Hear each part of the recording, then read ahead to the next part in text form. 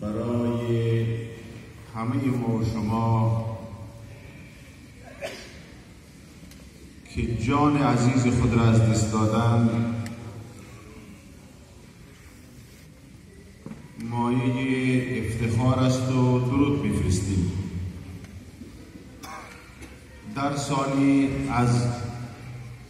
مسئولین محترم ستاد برگزاری این مراسم باشکوه تاریخی و ماندگار و همکاران عزیزشان سپاس و قدردانی دارم و جا می‌دانم که از 3 نفر از دوستانی که برای برگزاری نشست در کنار حمایت‌های بی‌دریغ و همه‌جانبه آحاد شما ملت شکوه آفرین زحمت کشیدن و نمایندگی از جمع شما اسم ببرم و قدردانی نمایم. از برادر عزیز ما جناب آقای قاسمی و همچنان از جناب آقای نصرالله حقجو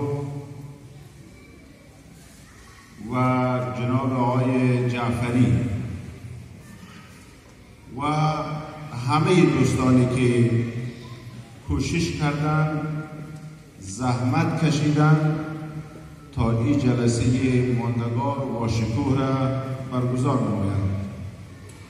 دست همه شما درد نکنند، روح استاد شهید و یاران شهیدش از همه شما خوشنود و راضی باشند. بجا می‌دانم که از صاحبان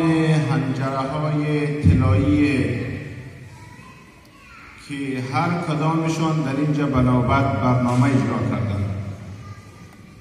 خوب درخشیدند و شرکت کنندگان این نشست باشکوه را